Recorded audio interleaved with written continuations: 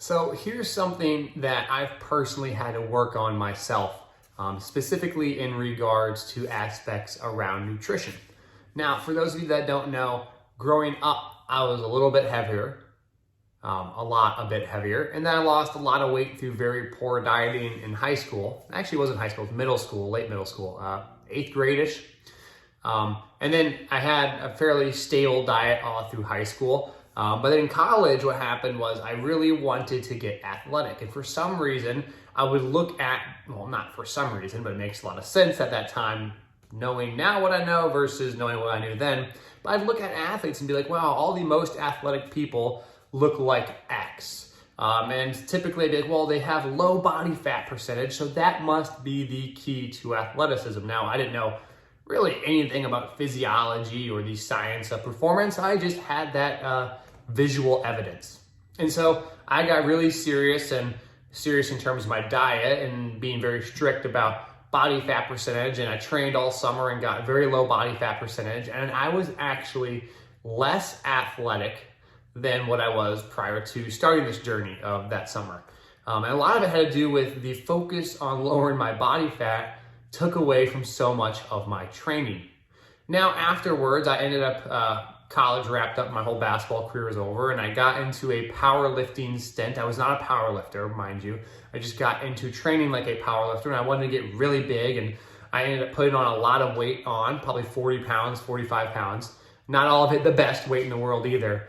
About eat everything in sight. And then I wanted to lose that weight, and then again, I'd fall back on these poor dietary habits. And so something I have, well, unfortunately that came about through all that was kind of a not the best relationship with food, right? It'd be all or nothing. It'd be all the ice cream or none of the ice cream. But lately, and over the past probably 2 years, I've gotten much better at incorporating things I enjoy and not being obsessive about it. And so what I mean by that, the relationship with food and nutrition itself. Obviously, I'm still trying to be an athlete, so I do have some dietary demands I like to put on myself for the sake of just feeling like I'm still an athlete. It adds a little competition in my life. I'm not trying to be super shredded, but more like I want to make sure I'm fueled up for my workouts.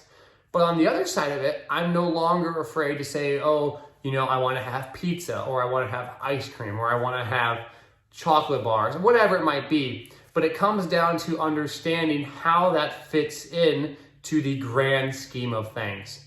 So it's not saying like, oh, you should give up, or I gave up all chocolate now that I'm being super competitive, or ice cream or anything that I enjoy. It's more about having a healthier relationship around food itself and understanding its purpose, understanding why you're eating it in the first place, right? Maybe I was eating it because it was solely for the nutritional value, then maybe like the salads or something that I would eat that I really didn't enjoy.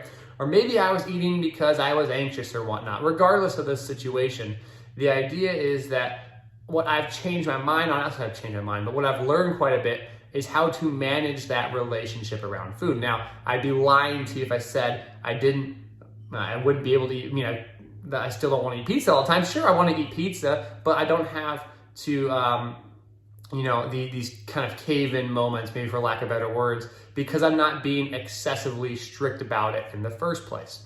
And one thing that's really helped me, again, I'm not a dietitian, I'm not a nutritionist, this is not nutritional advice, but it's the fact that if I know I'm going to have the opportunity to eat those kinds of foods, well, I'll manage my caloric intake, my macro intake with my performance goals still in mind, so I can fit them in to my dietary demands. I'm able to eat ice cream, I'm able to eat pizza, eat French fries or whatever, but under the conscious effort of making sure it fits within the spectrum of needs, and that is my food intake, number of calories I'm taking in, and having some conscious awareness of that not only allows you to eat it without feeling guilty, because that would happen from time to time. You eat it, oh man, I feel bad, and go hop on a bicycle and bike for 15 minutes. Yeah, I've done that before. It's not a great place to be in. But at the same time, now that you know you're going to eat the food and just planning ahead, you can eat that food and not have the guilt, at least for myself, not have the guilt that I had in the past. So it's obvious, it's not perfect, it's far from where it should be, and to be honest about it, is something, I don't really talk about that side, but I think I've had some eating issues, I guess, in the past, not necessarily from an unhealthy relationship, more like being obsessively strict. And maybe it's more of a relationship with the goal I'm trying to achieve than food itself, and food just happens to be the symptom.